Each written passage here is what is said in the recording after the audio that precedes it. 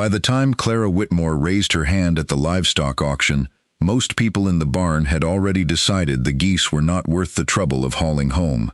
The auction ring smelled of damp straw, diesel, old coffee, and animals that had reached the end of someone else's patience. Rain tapped against the tin roof in thin, nervous lines.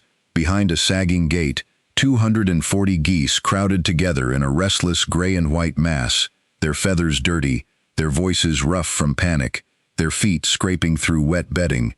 Some had come from a failed roadside petting farm. Some had been dumped by a breeder who no longer had room to feed them. None of them looked valuable. They were uneven birds, loud birds, birds with patched wings and muddy chests, and eyes too sharp to seem helpless. The auctioneer tried to move them quickly. The starting price fell, then fell again. Farmers leaned against the rail with their arms folded.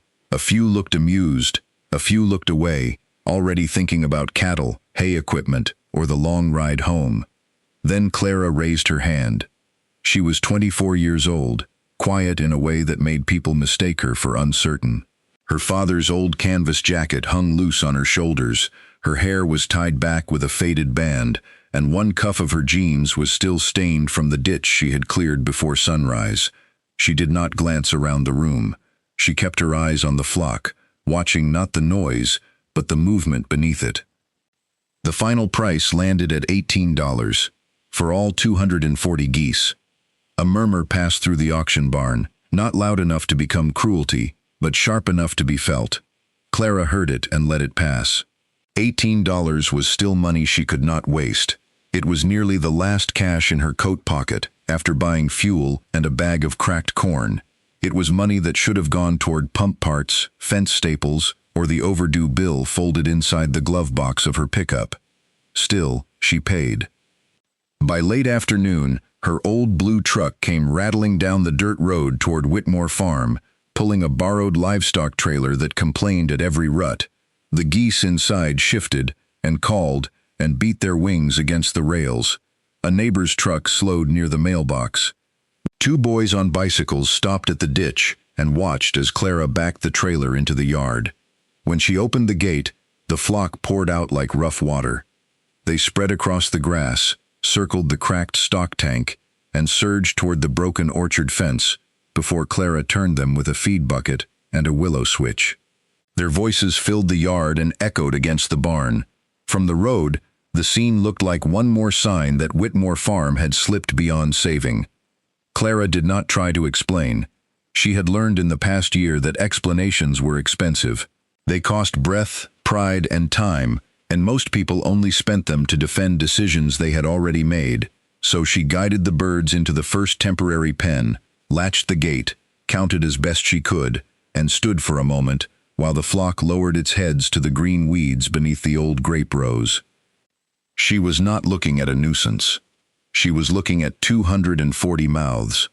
Whitmore Farm had once been one of the steadier small places in the valley. Clara's grandfather had planted apples behind the house, hay on the upper slope, and a few acres of wine grapes along the south-facing hill, back when the county still treated vineyards as a rich man's experiment. Her father had kept the place alive through bad markets, dry summers, and years when equipment failed more often than weather. He knew which low fields held frost, which ditches carried water too fast, and which vines needed less help than people thought. But by the time Clara inherited the farm, the land had become tired in visible ways. The hayfield had thinned to pale stems. The orchard leaves yellowed early. The old grape rows were crowded with grasses, bindweed, chickweed, and other soft weeds that returned no matter how often she cut them. The soil between the vines had hardened into a pale crust that shed rain in winter and split under summer heat. The barn roof leaked. The west fence leaned. The irrigation pump worked only when it felt forgiven. Her father's illness had taken the savings before it took him. The bank held $73,000 against the property, and Clara knew the number with the intimacy of a bruise. It appeared on letters, statements, phone calls, and the carefully neutral face of the banker whenever she entered town. It followed her into the feed store and the post office. It sat beside her at the kitchen table when she opened bills under the yellow light. Everyone knew Ridge Hollow Vineyard wanted the land. Ridge Hollow bordered Clara's south field, a broad, polished operation with new trellises, a tasting room, hired crews, and a manager named Dale Mercer who understood land as both soil and leverage. He had tried to buy the Whitmore acreage once, while Clara's father was alive, and twice after the funeral. His interest was not sentimental. Clara's low strip held spring moisture longer than the surrounding blocks, and the old Whitmore access road would make Ridge Hollow's next expansion cheaper. Clara refused each time. That refusal made people uneasy. Not angry exactly, not at first. Uneasy, because a failing farm made sense only if its owner eventually surrendered to arithmetic. Clara's refusal suggested she was listening to something besides arithmetic, and the valley had little patience for that. The geese made her look even less practical. At the diner, the story became part of the morning routine for a few days. At the feed store, people asked whether she planned to raise feathers instead of grapes. The banker's tone grew more guarded. Even the county office heard about it, and a young agricultural agent named Mark Ellison drove out one afternoon to check whether the flock was being contained properly. Mark did not dismiss the idea outright. That surprised Clara.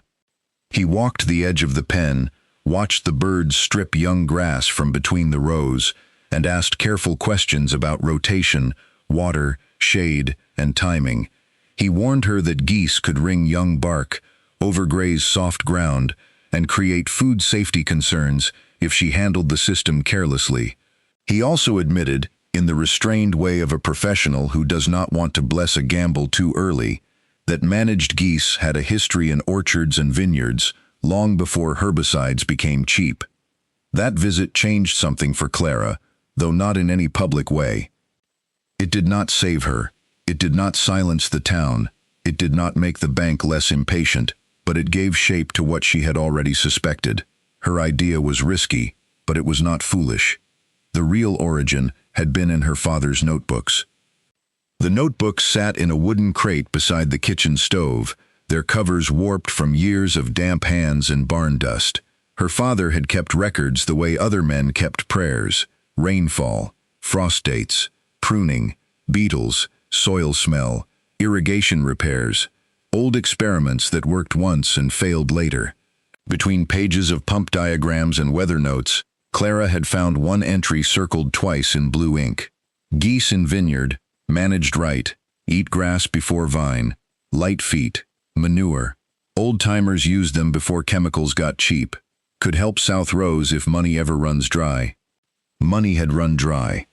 Clara had read that line until it felt less like advice and more like permission.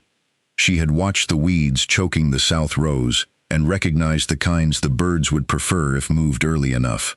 Most were tender annuals. The vines were mature, their trunks woody and bitter, their leaves held above the reach of a well-managed flock. In the orchard, snails and soft insects were gathering under fallen fruit. The geese would eat those too. She did not believe the birds would save the farm by themselves. No living thing worked that simply. They would need fences, water, timing, rest periods, shade, predator protection, and constant attention. They would need management more than hope. So Clara built a system out of scraps. Old hog panels became lanes. Electric netting divided the vineyard into narrow sections. The flock was split into smaller groups according to strength and temperament. The weakest birds stayed closer to the barn until they gained weight. The stronger ones worked the lower rows in short passes. Clara moved them before they became bored enough to test bark or tender shoots. She recorded where they grazed, how long they stayed, what they ate first, where droppings fell, and how quickly the soil changed after rain. The first signs were almost too small to trust. After 1 week, the weeds under the old Frontenac vines were clipped low instead of tangled around the trunks. After 2, the ground held moisture beneath the cropped cover. After 3, she found earthworms under a strip of straw where there had once been only hard crust. The orchard leaves did not turn lush overnight, but their yellowing slowed. Pest damage on the low apples seemed lighter. Clara wrote it all down without celebration. The work did not become easier because it started to make sense. A fox got into the lower pen one night and killed 7 birds before she scared it off with a flashlight and a shovel. A gate latch failed in a hard wind, and one group surged into the young apple trees, snapping several low branches before she turned them back. In May, the old pump died during a hot spell, and Clara spent half a day taking it apart beside the well house, matching worn pieces against a grease-stained manual, while the geese waited under shade with empty troughs. There were days when the system felt less like innovation than a long negotiation with failure. Feed still cost money. Fencing still broke. The bank still called. The Vineyard still sent letters offering to buy the farm under terms that looked kind only from a distance. Clara still woke before daylight with the feeling that she had forgotten something important, and went to sleep, calculating what could be repaired instead of replaced. But the land kept answering in small ways. The south rose no longer smelled sour after rain. The soil under clipped weeds cooled faster in the evening. The vines put out leaves with a steadier color. The geese, once thin and frantic, grew heavier and calmer. They learned the rhythm of the lanes. When Clara opened a panel, they moved like a rough white current into work. In early June, Mark Ellison returned, this time with Dr. Helen Sutter, a viticulture specialist from the State Extension Office who had been visiting small farms in the county. Clara expected polite concern. Instead, Dr. Sutter crouched between the rows, pulled back the clipped grass, and pressed her fingers into the soil. She noticed the manure distribution, the weed pressure, the moisture under the cover, and the absence of chemical burn along the vine trunks. She also noticed the risks.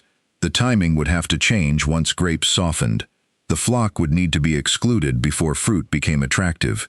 Buffer zones would matter. Water placement mattered. Records mattered most of all. Dr. Sutter did not declare Clara a genius. That would have made the moment smaller than it was. She simply told Mark that the system was crude but coherent, and that Clara's notes were better than many formal trial logs she had seen. For the first time in months, Clara felt something inside her unclench, not because she had been praised, but because the farm had been read correctly by someone who knew how to read it. Dale Mercer heard about the visit within a week. Ridge Hollow was having its own trouble. A wet spring, followed by sudden heat, had pushed weed growth across the valley faster than crews could manage. In the large vineyards, herbicide browned the tops, but roots came back. Mowers could not safely reach close enough to vine trunks. Hand labor was slow and expensive. Bindweed climbed drip lines. Grasses crowded the lower blocks. Ridge Hollow's tasting room promise of careful, sustainable farming was beginning to look expensive to maintain. From the road, Clara's vineyard did not look polished. It looked rough, patched, and hand-managed, but the rows were open. The vine trunks could breathe. The ground was neither bare nor smothered. The geese moved through in controlled passes, eating constantly, leaving the kind of uneven fertility that did not photograph well but mattered to soil. Dale understood opportunity when he saw it. He came first, with an offer to rent the flock for a short trial period. The terms were friendly on the surface, framed as a neighborly arrangement that would help Clara earn quick cash and give Ridge Hollow a temporary weed control solution. Clara read the paper twice at her kitchen table and noticed what mattered. Ridge Hollow would control transport, placement, and duration. Clara would carry liability for damage, stress, illness, or escape. Payment would arrive only after completion. She declined. A second offer followed, this one to buy the flock outright for far more than $18. That too she declined. Dale did not need to steal the geese. He had cleaner tools than that. The pressure began through paperwork. Ridge Hollow filed a formal complaint with the county, citing noise, possible boundary trespass, disease concerns, and risk to neighboring crop operations. Dale attached photographs of geese near the shared fence and one image of droppings beside a drainage swale that ran toward Ridge Hollow's lower block. The complaint did not accuse Clara of anything dramatic. It was more effective than that.